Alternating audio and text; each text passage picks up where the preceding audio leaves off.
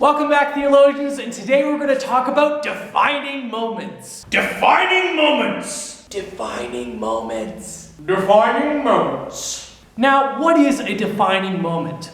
I think when we hear that term, we think of something like Avengers Endgame. You know, when all the superheroes are gathered together to fight against Thanos and the music's really pumping up. I think when we hear the term defining moments, we think of those situations in our lives when we're ready to fight for what's right, we're ready to go, and we got a lot of energy and we're pumped up to do that. But what I've come to realize is I think a defining moment actually isn't in that situation at all. If we continue our Avengers analogy, a defining moment is more like when Captain America is on his own and has to fight Thanos.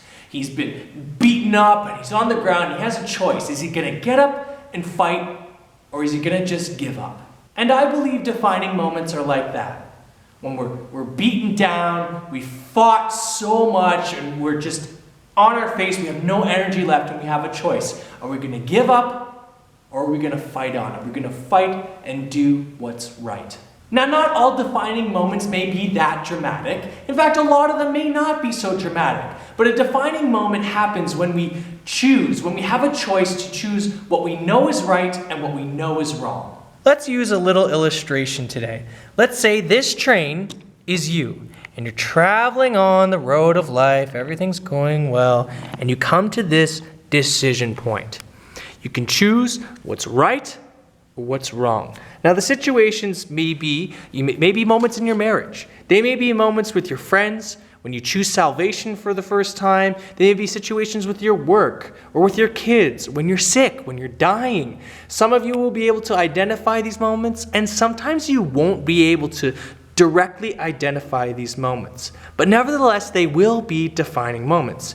It could be to watch a video that you know is inappropriate, play a game that you shouldn't, drink something you shouldn't, smoke something, eat something, whatever it is. There comes a point when you face this decision to do what is God's way, what is right, and what is wrong. So let's look at two examples of people who faced decisions like this, these defining moments. The first is Adam and Eve, and it's found in Genesis 3, verses 1 to 6.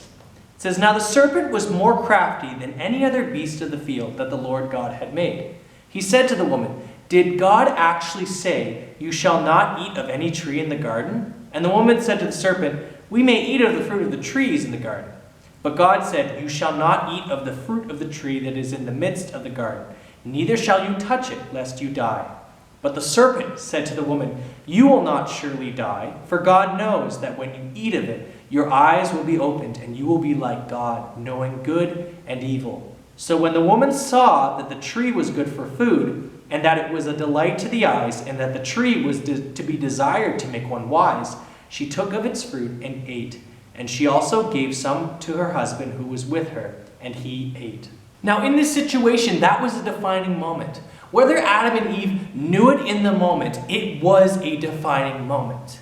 They knew they could either choose to do what was right, follow God's way, and not eat of the fruit, or do what's wrong and sin, and they chose what was wrong. And the thing that's very interesting is that in that moment, they didn't realize the breadth of the consequences of their decision. They just knew it was wrong. They had no idea that it would lead the entire human race to be born into sin, that we would have this bent to sin. They didn't know it would get them thrown out of the garden. They didn't know all these consequences. And so I think when we look at this situation of our defining moments in our lives, we have to be aware of the consequences of our decisions. They may be much greater than we think they will be. So let's look at someone else who faced a defining moment, and his name was Jesus. Yes, Jesus faced defining moments. And this is Matthew 4, verses 1 to 11. And this is the English Standard Version. The same version as before. It says, "Then Jesus was led up by the Spirit into the wilderness to be tempted by the devil. And after fasting 40 days and 40 nights, he was hungry. And the tempter came and said to him, 'If you are the Son of God, command these stones to become loaves of bread.' But he answered, 'It is written, man shall not live by bread alone, but by every word that comes from the mouth of God.' Then the devil took him to the holy city and set him on the pinnacle of the temple and said to him, 'If you are the Son of God, throw yourself down, for it is written, he will command his angels concerning you, and on their hands they will bear you up, lest you strike your foot against a stone.' Jesus said to him, "Again it is written, you shall not put the Lord your God to the test." Again the devil took him to a very high mountain and showed him all the kingdoms of the world and their splendor. And he said to him, "All these I will give you, if you will fall down and worship me." Then Jesus said to him, "Begone, Satan, for it is written, you shall worship the Lord your God, and him only shall you serve." Then the devil left him, and behold, angels came and were ministering to him. So here we have another defining moment. And this one for Jesus. Was Jesus going to submit to the devil?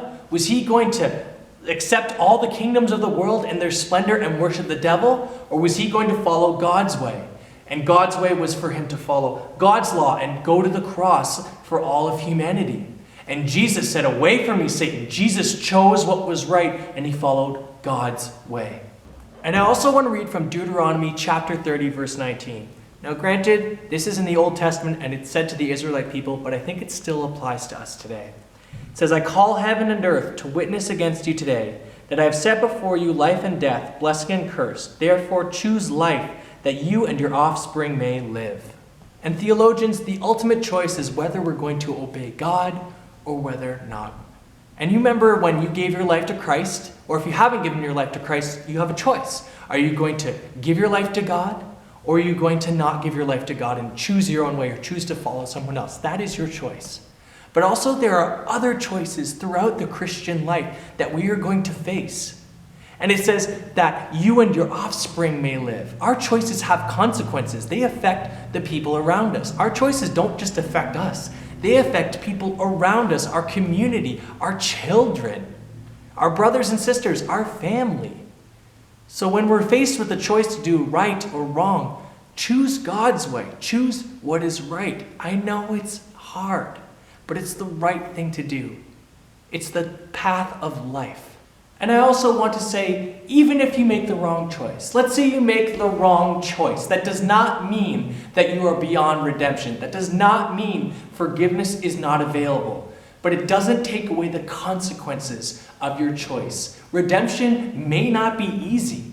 And depending on the severity of your choice, it may have widespread consequences. And sometimes those consequences can be reversed, and sometimes they can't. So choose wisely. Be aware of the defining moments in your life. They're probably more frequent than you and I ever realized. Adam and Eve, I don't think they realized what a defining moment it was for them to eat the fruit. So choose wisely. Choose God's way. Choose what is right. It's not always easy. In fact, many times it is not easy. And some of you are probably going through some very, very trying circumstances, some pretty serious defining moments. Pray to God. Follow God's way. Do what is right. Do what is right. It's good for you. It's good for me. It's life-giving. Let me pray for each one of you right now. Dear God, I pray for each one of us going through defining moments right now. Some of us may be in this moment feeling like, oh, we got to do this to fight. And some of us may not even realize it's a defining moment. That moment when an opportunity is presented to take that drink, watch that video, play that game, go to this person's house, go to this party, or whatever, Lord. I pray for wisdom for each one of us. I pray for wisdom to follow your way, Lord. Holy Spirit, convict us to help us know what is right and help us follow that, Lord. I pray for strength and wisdom for each person watching this video. In Jesus' name I pray. Amen. Well, God bless you. Jesus loves you. May the fellowship of the Holy Spirit be with you this week. Have a great day.